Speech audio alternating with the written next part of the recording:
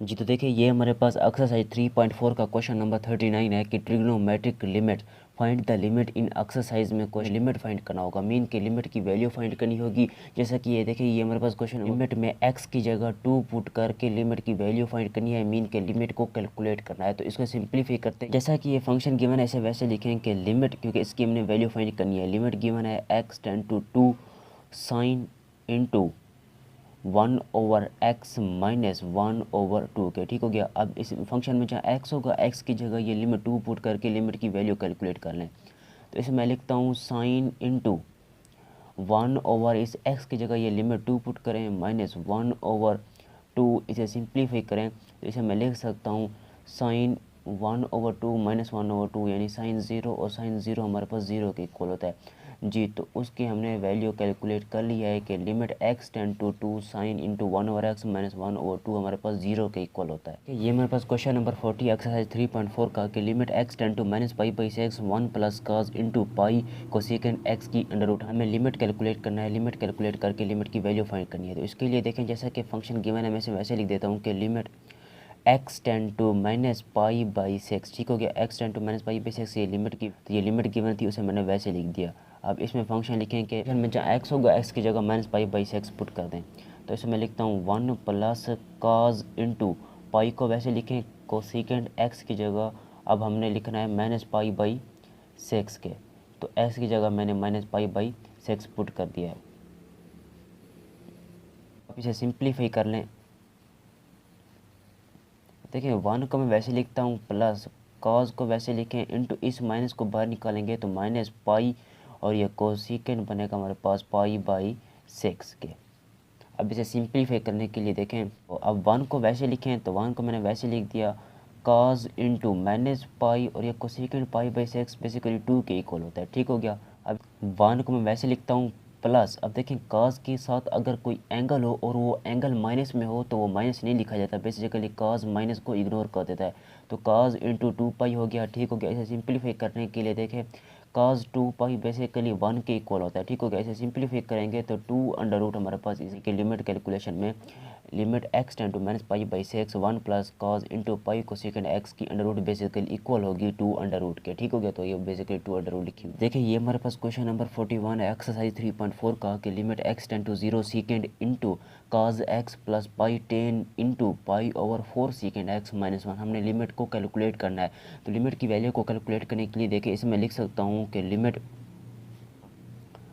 x tend to 0, ऊपर function given है हमारे पास सेकेंड, फंक्शन में जहाँ x होगा x की जगह ये लिमिट 0 पुट करके सिंप्लीफाई करना है। तो देखिए मैं इसे सिंप्लीफाई कर देता हूँ कि सेकेंड इंटू, अब देखिए cos x की जगह हमने पुट करना है 0, तो cos 0 प्लस पाई को मैंने वैसे लिख दिया 10 इंटू, अब देखें पाई को ऊपर वैसे लिखें पाई डिवाइडेड बाई सेकेंड 0, तो 4 मैंने वैसे लिख दिया। सेकेंड x की जगह हमने पुट करना है 0, तो मैंने 0 पुट कर दिया, और ये -1 को मैंने वैसे ही लिख दिया। अब इसे सिंप्लीफाई कर लें तो अब देखिए इसमें वैसे लिख देता हूँ कि सेकेंड इंटू, अब देखिए cos 0 बेसिकली हमारे पास 1 के इक्वल होता है। ठीक हो गया। और ये पाई 10 को मैंने वैसे लिख दिया इंटू पाई डिवाइडेड बाई 4, और देखें ये सेकेंड 0 हमारे पास बेसिकली 1 के ही इक्वल होता है। -1 को मैंने वैसे ही लिख दिया। आप चाहें तो शो भी करवा सकते हैं कि secant 0 is equal to 1 into, अब देखें सेकंड को मैंने वैसे लिख दिया। ठीक हो गया। प्लस 1 प्लस पाई, और ये 10 पाई बाई 4 है, तो 10 इंटू पाई बाई 4 को वैसे लिखेंगे 10 इंटू पाई बाई 4। आगे हम इसकी जगह इसकी वैल्यू लिखेंगे। तो सेकंड इंटू देखें 1 प्लस पाई, अब 10 पाई बाई 4 हमारे पास 1 के इक्वल होता है। -1 को मैंने वैसे लिख दिया। ये पॉजिटिव 1 और ये -1, इसे कैंसिल आउट कर दें और तो अब हमारे पास इसका आंसर सेकेंड इंटू पाई बचेगा। तो सेकेंड इंटू पाई बेसिकली हमारे पास -1 के इक्वल होता है। तो ये हमारे पास क्वेश्चन नंबर 41 एक्सरसाइज 3.4 का कि limit x tend to 0 secant into cos x plus pi 10 into pi divided by 4 secant x -1 is equal to -1 के। अब देखें सेकेंड पाई का आंसर -1 के कैसे है, मैं आपको दिखा सकता हूँ। चाहे तो एक अलग से यहाँ पर शो भी करवा सकते हैं कि सेकेंड पाई बेसिकली इक्वल होता है हमारे पास, इसकी जगह इसका फार्मूला लगा दूँ तो 1 ओवर cos पाई के, तो 1 ओवर cos पाई बेसिकली हमारे पास -1 के इक्वल होता है। सिंप्लीफाई करेंगे तो -1 हमारे पास सेकेंड पाई का आंसर आएगा। ठीक हो गया। सिमिलरली इसी तरह अगर सेकेंड 0 हो तो उसकी वैल्यू कैसे कैलकुलेट करेंगे, उसकी जगह मैं लिख सकता हूँ 1 ओवर cos 0, और cos 0 हम सभी जानते हैं कि 1 के इक्वल होता है। सिंप्लीफाई करने के बाद इसका आंसर हमारे पास 1 के इक्वल आएगा। तो देखिए ये हमारे पास क्वेश्चन नंबर 42 एक्सरसाइज 3.4 का कि limit x tend to 0 sine into pi plus 10x divided by 10x minus 2 secant है। हमने लिमिट कैलकुलेट करना है। तो लिमिट कैलकुलेट करने के लिए फंक्शन में जहाँ x होगा x की जगह ये 0 पुट कर देते हैं। तो इसे सिंप्लीफाई करने के लिए देखिए मैं लिख देता हूँ कि लिमिट